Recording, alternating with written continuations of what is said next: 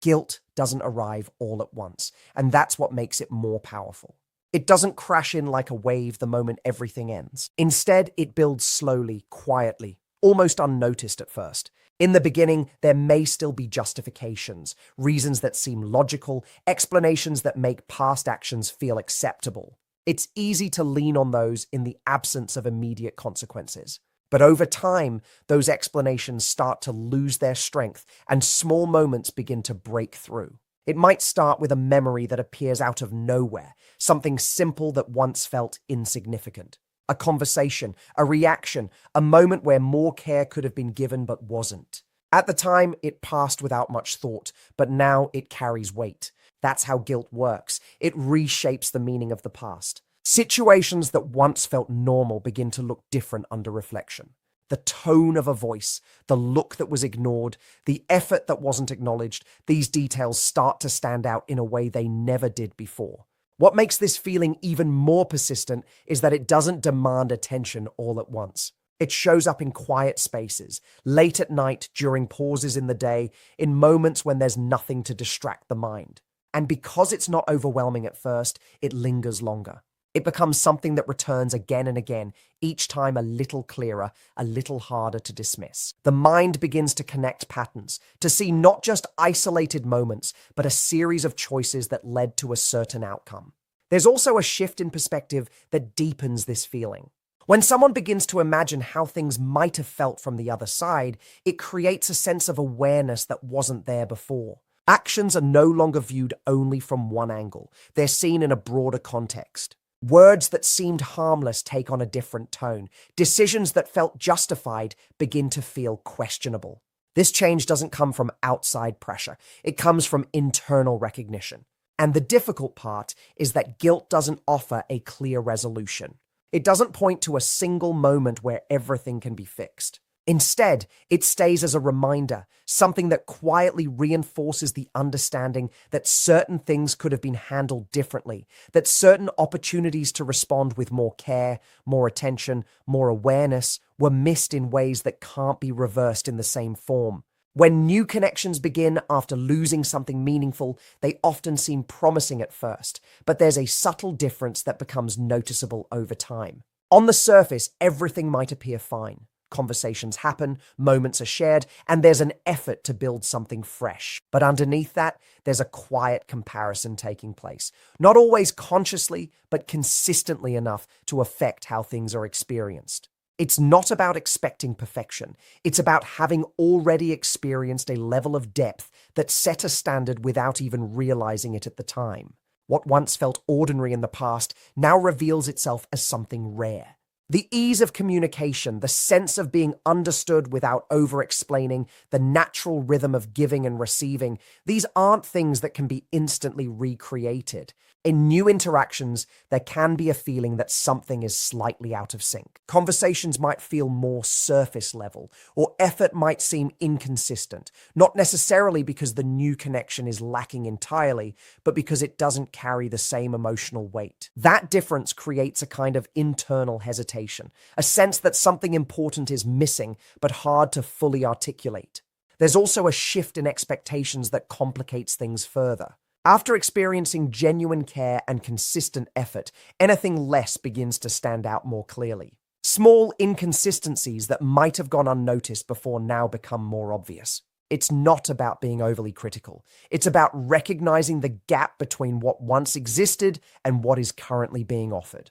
This awareness can make it difficult to fully invest because there's an underlying sense that the connection hasn't reached the same level of authenticity. At the same time, there's often an attempt to convince oneself that things are good enough, that a new connection should be appreciated on its own terms. And to some extent, that's true. But emotional memory doesn't simply reset. It holds on to the feeling of what it was like to be supported in a deeper way, to experience consistency without doubt, to have someone show up fully without hesitation. That memory becomes a quiet benchmark, influencing how new experiences are perceived. Over time, this creates a realization that not all connections carry the same depth, and not all effort feels the same. Some interactions remain pleasant, but lack the substance that once made things feel secure and complete, leaving behind a subtle but persistent sense that something meaningful is absent in a way that can't easily be replaced. Respect has a strange way of arriving late, often showing up only after something meaningful has already been damaged or lost.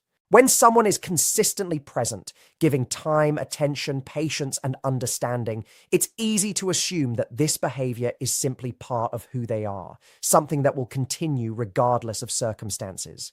That assumption quietly reduces appreciation, not out of intention, but out of habit. The effort becomes expected rather than recognized, and over time, what should inspire respect begins to feel ordinary. Once that presence is no longer there, perception shifts. The same qualities that once blended into the background suddenly stand out with clarity. The patience that was overlooked now feels rare. The understanding that was taken for granted now feels valuable. The consistency that once seemed automatic now appears as something that required real intention and emotional investment. This shift creates a new level of awareness, one that reframes the past in a way that wasn't accessible before. What makes this realization difficult is the timing. Respect, when it finally becomes clear, doesn't always come with an opportunity to express it. It exists internally, shaping thoughts and feelings, but it doesn't necessarily translate into action that can change the outcome. There's an awareness that things could have been handled differently, that more acknowledgement could have been given, that effort could have been met with equal care. But that awareness often comes after the moment where it would have made a difference has already passed. There's also a deeper understanding that respect isn't just about grand gestures or obvious actions. It's built in the way someone responds to consistency, in how they treat the effort that's quietly given day after day. When that effort is minimized or overlooked, it creates an imbalance that isn't always visible at first. Only in hindsight does it become clear how much weight those small, repeated actions carried and how much they deserved recognition. This delayed respect can lead to a kind of internal conflict. On one hand, there's a genuine appreciation that has now formed, a recognition of value that feels real and undeniable. On the other hand, there's the understanding that this appreciation didn't exist in the same way when it mattered most. That gap between realization and timing becomes difficult to ignore because it highlights not just what was lost, but how differently things could have unfolded if that level of respect had been present from the beginning.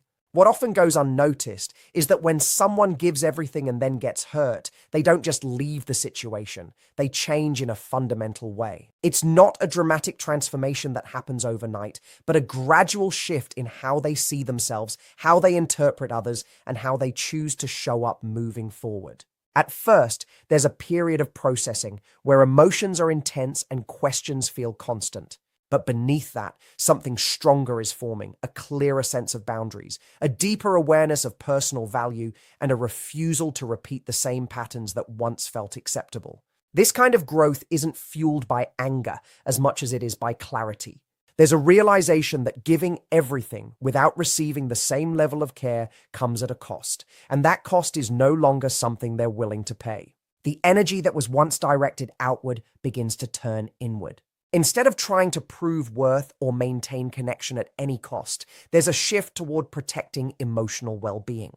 That doesn't mean becoming closed off or distant, but it does mean becoming more selective, more intentional about where effort is placed and who is allowed access to that level of depth. Along with this shift comes a heightened sense of awareness. Patterns that were once overlooked become easier to recognize. Small signs of inconsistency or lack of effort stand out more quickly, and there's less hesitation in responding to them. What might have been ignored before is now addressed or avoided altogether. This awareness isn't about becoming overly cautious. It's about understanding the difference between genuine connection and something that only appears to be one on the surface. There's also a quiet confidence that develops, one that doesn't rely on external validation in the same way it might have before. When someone has experienced giving fully and then rebuilding themselves afterward, they gain a sense of resilience that changes how they move through future situations. They no longer feel the need to hold on to something that isn't aligned, because they've already seen what happens when they ignore their own limits. And perhaps the most significant part of this transformation is that it's not easily reversed. Once someone has learned to value themselves in a deeper way, they don't simply return to the version of themselves that accepted less. They may still care, still give, still connect, but it comes with a new level of awareness and strength that shapes every interaction going forward in a way that quietly but firmly refuses to settle for what once felt normal. Regret has a way of arriving at the exact moment when distractions no longer work, when surface-level experiences fail to fill the space that was once occupied by something deeper. At first, it's easy to assume that moving forward and meeting new people will replace what was lost. There's a belief that connection is interchangeable, that attention can be redirected, and that something new can quickly take the place of something old. But over time, that belief begins to weaken as the differences between depth and surface become more noticeable. New interactions may bring excitement, novelty, even temporary satisfaction, but they often lack the emotional foundation that made the previous connection meaningful. Conversations might flow, but they don't carry the same understanding. Time might be spent together, but it doesn't feel as grounding or consistent. There's a subtle sense that something is missing, not because the new connection is inherently flawed, but because it hasn't been built on the same level of trust, effort, and emotional investment. That comparison doesn't always happen consciously, but it shapes the experience in a way that's hard to ignore. What intensifies regret is the realization that depth isn't something that appears instantly. It's created over time through shared moments, patience, and consistent care. When that kind of connection is lost, it can't simply be recreated by starting over with someone else. And when new experiences feel lighter or less fulfilling, it becomes clear just how much value existed in what was once taken for granted. There's also a growing awareness that not everyone is willing or able to give at that same level. The kind of effort that once felt normal reveals itself as something uncommon. And when attempts to find something similar fall short, it reinforces the understanding that what was lost wasn't easily replaceable. That's where regret deepens, not just in missing the person, but in recognizing the rarity of what they offered. Over time, this creates an internal conflict between trying to move forward and being pulled back by the weight of what's no longer there.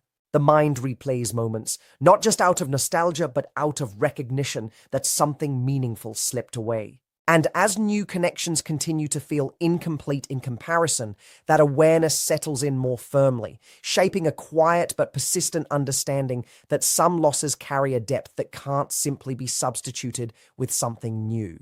What many don't anticipate is that once everything has shifted, it doesn't shift back. There's often an assumption that time will reset things, that distance will soften the impact, and that eventually the dynamic can return to what it once was. But when someone reaches a point where they've given everything and then experienced the cost of that, something fundamental changes in how they engage. Even if communication resumes or paths cross again, the underlying energy is no longer the same. The ease that once existed becomes more measured.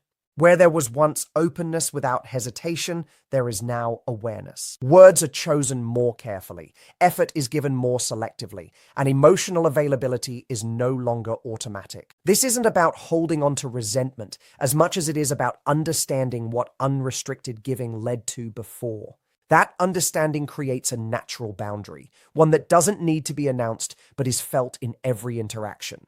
There's also a shift in trust that can't simply be undone.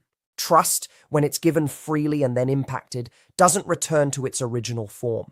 It becomes something that has to be rebuilt slowly, if at all, and even then, it carries a different texture. There's a memory attached to it now, a reference point that influences how situations are interpreted. Actions are no longer taken at face value in the same way. They're observed, processed, and weighed against past experience. What makes this change even more significant is that it alters expectations permanently. The standard for what is acceptable becomes clearer, and anything that falls below that is less likely to be tolerated. Where there was once flexibility, there is now discernment. Where there was once patience without limit, there is now a sense of when to step back. This doesn't make the connection impossible, but it makes it different in a way that can't be ignored or reversed. Even if there is a desire to reconnect, to recreate what once existed, there's an awareness that the original version of the dynamic belonged to a different time, a different mindset. The person who gave everything before no longer operates in the same way, and that alone changes the foundation of any future interaction. What once felt effortless now requires intention. What once felt certain now carries conditions. And what once flowed naturally now moves with caution, shaped by everything that has been learned and experienced since then. Another shift that often goes unnoticed at first is how perspective begins to change in a much broader sense. Not just about one connection, but about patterns, behavior, and emotional responsibility as a whole. After everything unfolds, there's a growing awareness that what happened wasn't just a series of isolated moments, but part of a larger dynamic that had been building over time. This realization doesn't come instantly. It develops as the mind starts connecting dots that were previously ignored or minimized. At the beginning, it's easy to focus only on what was lost or what went wrong at the surface level. But with time, there's a deeper examination of actions, reactions, and the roles both sides played. This isn't about shifting blame or avoiding accountability. It's about understanding how certain behaviors, even small ones, contributed to the outcome. Moments that once felt insignificant begin to stand out as part of a pattern. Missed opportunities to listen more closely, to respond with more awareness, to recognize effort when it was being given consistently. This shift in perspective also brings a clearer understanding of emotional responsibility. There's a recognition that connection isn't maintained by one person alone, and that taking consistent effort for granted creates an imbalance that eventually leads to disconnection. What might have once been dismissed as normal behavior begins to look different when viewed through this lens. It becomes evident that maintaining something meaningful requires attention, respect, and a willingness to meet effort with effort. At the same time, this awareness creates a subtle but important change in future behavior.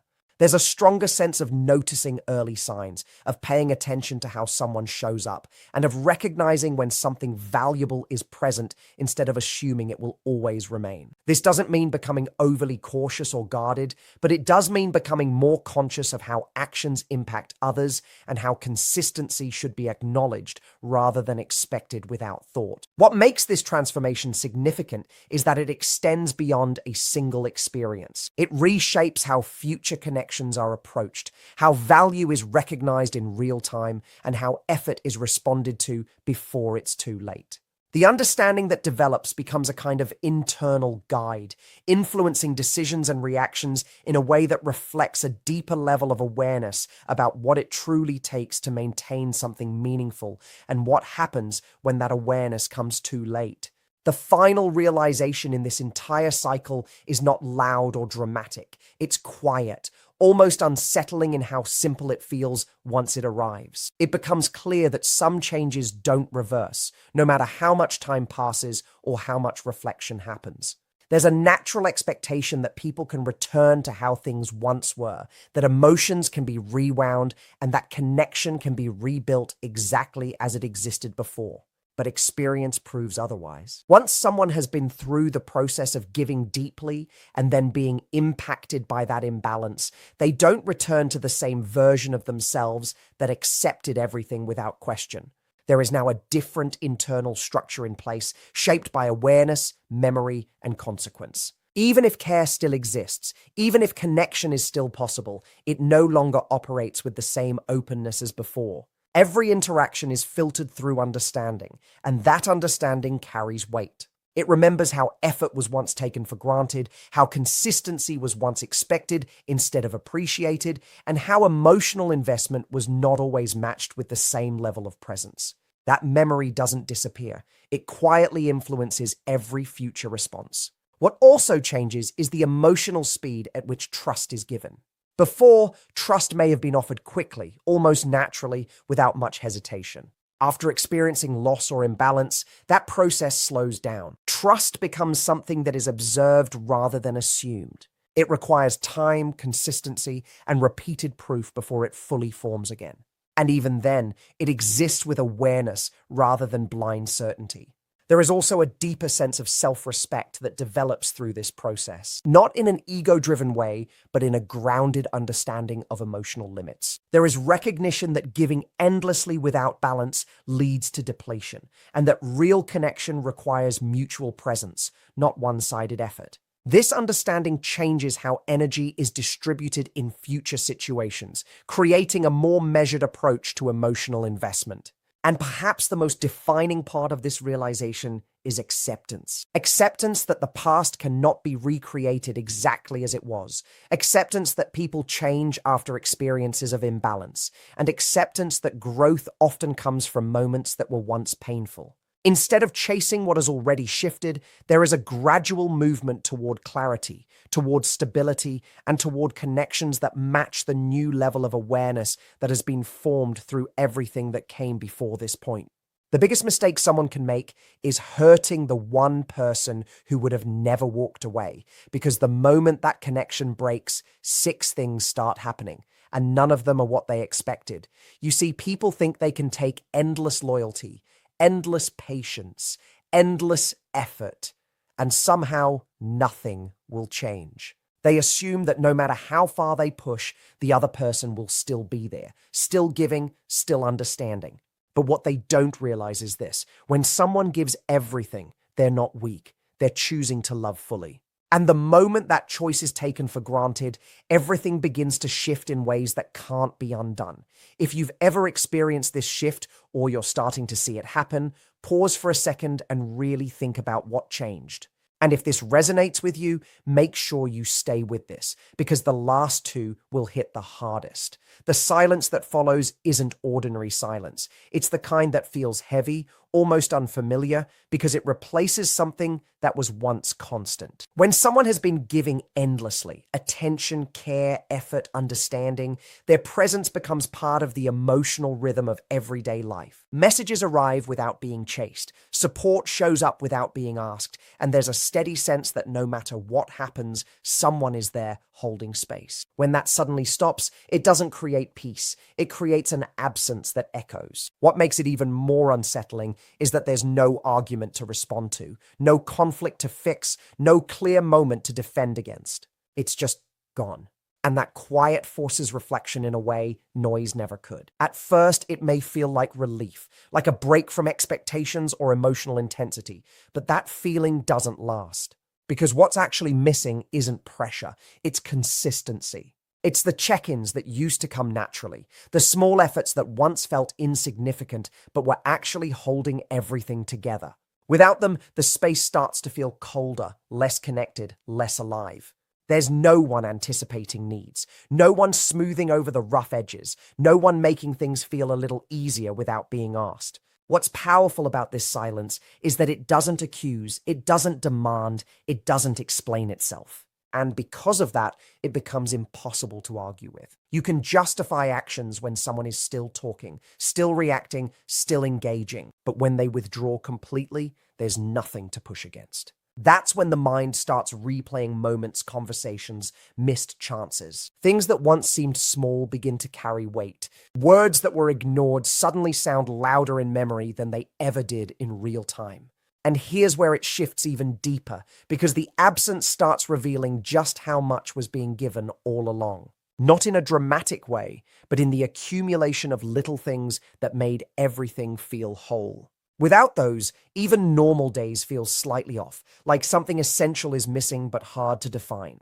That silence becomes a mirror, reflecting not just what was lost, but what was overlooked, what was undervalued, and what can no longer be accessed in the same way. The moment that presence is no longer there, something subtle but powerful begins to happen. The true value of what was given starts to surface. While it was still being offered freely, it blended into the background, almost invisible because of its consistency. Effort that shows up every day rarely feels extraordinary in the moment. It feels normal, expected, almost guaranteed.